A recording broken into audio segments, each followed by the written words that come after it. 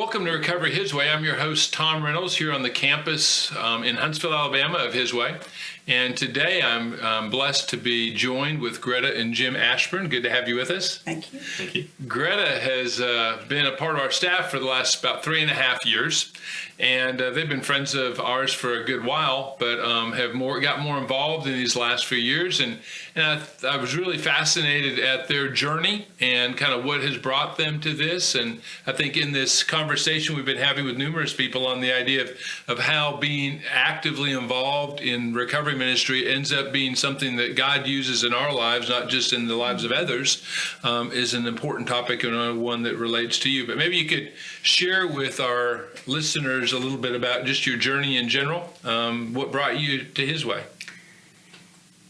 Well, it began, I'll just kind of go way back and go through it pretty quickly. I graduated from Auburn, so I knew a couple of people from Auburn who were connected, Stewart primarily. Went to church at Central. Jim and I met in 91 when I moved to Huntsville. We started dating, got married, had children. We have 5 children. Was able to stay home and homeschool my kids, so I pretty much gave up my career. Mm-hmm. And what was your career in? I was a zoology major, Okay. and I worked for a biomedical company here in Huntsville. Okay. So it was kind of fun. Yeah, cool. Anyway, I stayed home, homeschooled my kids as they're getting close to graduating from high school, the last 3. We're thinking, we have to pay for college. It's going to be a little bit of a challenge. So I started considering going back to work. And I went back to work for a local pharmacy, doing prior authorizations for specialty medications. Mm-hmm. And it started out as just a very part-time, 5-10 hours a week, and within 2 years it ended up being 50 to 60 hours a week. Wow, okay. 50 to 60 hours a week was not good for our family. Mm-hmm. And it was a very challenging environment. Mm-hmm. So I knew I needed something different, but I didn't know what. So I started kind of putting out my thoughts and ideas and feelers out there, and we were at Central, and I noticed in the bulletin they had a job posting for His Way. And a couple of my friends knew that I was not in a good environment. They encouraged me to apply for it. Mm-hmm. Said that would be great for you. And I was a little uneasy. I mean, this is going to work in a men's recovery center. Mm-hmm.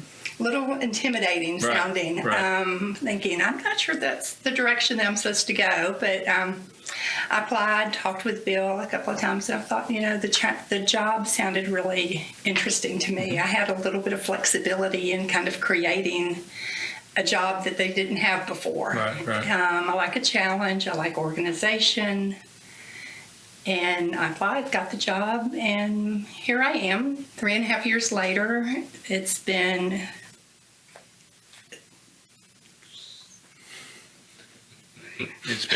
enlightening. I don't know. Exciting. No.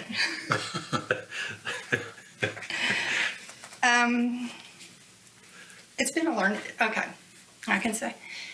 Being His Way has been a learning experience. It's been a joy. There's sad moments when things don't happen and you know that someone needs to go a certain direction and you see that they're not going in the direction that's best for them. Right. But it's provided just an eye-opening for me into the lives of people who are struggling. Right. Well, I know originally when you came here, you're kind of an administrative, you didn't really have a lot of strong administrative staff at that point, so you were kind of it and kind of building our administrative staff, which you've done a great job of, adding receptionists and adding volunteers and that type of stuff to it. But I know as I've watched, you've gotten increasingly more involved. And I'm interested in kind of what has caused that. I mean, it's obviously you have a full-time job here, but then you've been involved with Women's Rediscovery and various things, the GED stuff that you've been involved in. Maybe you could share with us a little bit about what prompted you to get more involved. When I first started here, I had known Jeremy Mitchell for a long time. We've done mission trips together and just had a lot of experiences that he knew I had a heart for people. Mm-hmm. And so he kind of slowly got me into thinking outside of my box. He would share a lot about recovery and what it means from the person recovering from their side, which I had not personally undergone and gone through. And he just kind of kept coming in my office and giving me more information a little bit at a time, just trying to see what he thought I might be interested in. And I think the first thing that we did was financial peace. Okay. Jim and I, when we met and got married, we've always had that philosophy of Dave Ramsey. We got married in 1991, and Dave Ramsey became famous, I guess, in 1994. Okay. So we were already living by those principles when he came into existence. So it was nothing new to us. Right, And we had seen it work in our own lives and seen, sacrifice and planning and things that are involved. And so we kind of had a passion for that. And now that our kids are in college, we're empty nesters. It's a different phase of our life. So we needed to find something that we could do together. Right. And it just kind of evolved into a fun project for us. Right. So we do financial peace on Tuesday nights, I think, is when we have the class with the guys. I know, Jim, you've come out. What's been that experience like? Oh, wow. There are certainly things I didn't anticipate, or there were probably stereotypes I had in my mind. I've been surprised at how few of the guys come into the class with a lot of credit card debt. There's really not a lot of that. Of course, some come in with medical debt, and that can be difficult. And they have a lot of questions about, dealing with those kinds of things. But they're obviously at a phase in their life where they're just trying to change all their habits. I mean, they're kind of reevaluating everything. And I tell them regularly, I said, we're not here to teach you how to get rich. The class is called Financial Peace. That's what we want to give you. We want to give you peace in this one facet of your life, so you'll have just one fewer stressors that you have to deal with while you're dealing with, much bigger obstacles in your life. So we want to just help take that off you. Right. And a lot of the guys get very excited about it, and they come to Greta's office, after the class or other times, and we go over budgets, or they have questions about saving for retirement and those kind of things. And it's a lot of fun to help them out. They get excited about a different kind of future for themselves. And just like I say, it's just it's one facet of their life we're just trying to help with. Well, I know, not only did you get involved in financial peace, then for a while you were helping out with GED when we had some transitions there as well. And I appreciate you stepping in and filling that gap. For you, what has being involved with these guys been like? I mean, obviously you got the material that you cover, but really it becomes, in a lot of ways, a lot more than just the material, right? The material is almost like a vehicle to something different. Oh, yeah. I mean, you get to know the guys. They've got great senses of humor. They're all so very different. It's just fascinating to hear their stories. And now a lot of these are very compelling, sometimes heartbreaking stories. I mean, obviously many come out of a background where almost everybody they knew was dealing with substance abuse. So that's kind of eye-opening to think that, wow, this is a generational problem. So that's kind of mind-blowing. And then I just look at it as, this is one of the biggest wars we're fighting in the world right now. I mean, COVID is nothing compared to what substance abuse does every year globally. Right. And not to say it's not a big deal, but substance abuse is a far bigger deal. And everybody knows, as a friend or a relative or multiples of both, who've been affected. Right. So, I mean, it can't help but hit home with everyone. Right. But then when you actually kind of get on the ground in the war, I guess for any of us, I've never been in combat, was not in the military, and you have pictures of what you see in the movies. Obviously the reality is always different, and that's the same way with these guys that are struggling. But then when you see them in the his way environment, and they embrace this environment that's so encouraging and so uplifting, and many will say, I've never seen any place like this. I'd never imagined a place like this could even exist. And they just grab onto it because it's what they want. It's the drowning man that you've you toss a life preserver. Right. Or I can't help but think of the prodigal son story. I mean, every time we go to graduation and we see, up towards the front, you'll see a guy there sitting with all his family members. And I just can't help but think, here's this brother and this son who was dead and now he's alive. He was lost and now he's found. Right. And you see the hugs and all of that. It's amazing to see. Yeah. It's so transformative in a way that's almost hard to imagine. Right. And I know you kind of got involved kind of through Greta, really. Yeah. I mean, it's kind of like, Jim, help me, help do this, help do that. And I appreciate that. And you guys have been a great team together and been a great blessing. I guess speaking a little bit more for how has it impacted you? I mean, when you look at where you're at, maybe in your own personal journey, spiritually, in your life, in your marriage, how has being involved here impacted that journey for you? I would say I see a different aspect of people. What I was once afraid of people struggling with what the world calls really bad sins. Mm-hmm. God doesn't categorize them that way, but the world does. Mm-hmm. I realized there are people who are struggling with sin just like me. They're really no different. Their sin and their consequences may look different, but it's still the same. Right. So it's given me a different look. What was once scary is not scary anymore. Okay. Compassion for people, compassion for the hurting, the lost, the broken. Mm-hmm. It's kind of sobering in its own way. Mm-hmm. That's great. I'm interested in this perspective. So, Jim, you've watched Greta for the last 3.5 years. What have you seen happen through this journey for her? Wow. Greta is somebody who, she's very capable, very talented. She sees a need. She's like, she makes a plan. She mobilizes the forces and gathers the resources and does what she needs to do. You had to do it with 5 kids, right? Exactly. To do anything. But as she described earlier, she's sometimes a little timid.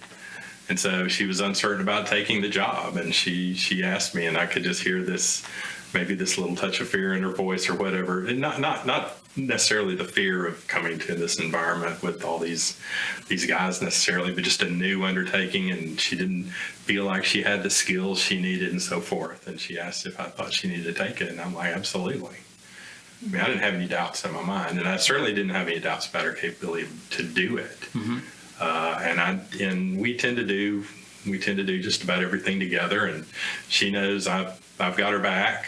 If there's a technical, she can turn to Stuart for some of her electronics issues, but sometimes she calls me and says, I'm having an issue with my computer. Do I take this to Stuart?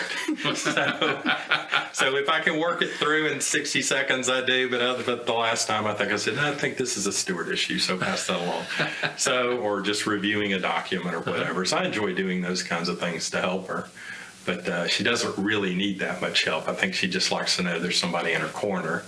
And then she just seems to have the courage to just take on just about anything. Right. So whether it's, the women's program or bringing NAHA here or keeping the GED thing going or whatever, she just identifies a need. And you guys well know that if there's something that needs to be done and you need someone to just take it and run with it, she'll do it. Yeah. So.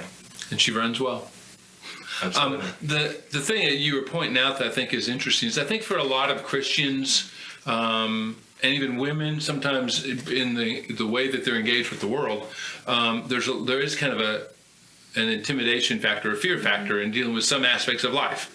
Especially if you're a Christian woman that grew up in a Christian home and kind of had a lot of those kind of experiences, you're compassionately concerned about all these things, but your box can feel kind of small. I have my own little world that I work in. We homeschool. We have this very kind of cloistered kind of lifestyle in some ways I feel very protected and comfortable in. And all of a sudden you're being asked or pressed in some ways to go outside that bubble and start facing some things which on one hand is intimidating, but on the other hand is great because you have resources captured in that cloistered environment that you bring to a community that's desperate, and you're doing that in a great way. And I think it's helped you grow. I think it's built courage, because you've been pushed in ways that maybe you wouldn't have been otherwise, and learn about people and learn that maybe it's not quite as scary as it looks sitting in our house looking out the world. But as you get engaged with people and see their personal experience, and it's not about just a problem, an overwhelming problem. It's about Betty, and it's about Joe, and it's about Fred, and it's about their family and their situation. And all of a sudden it becomes very personal. It does. A couple of times I've met ladies through Rediscovery. One came for an orientation, and she lives in a storage unit. And that put a new face to homelessness for me. Mm-hmm. The reality that people don't have what I have. Mm-hmm.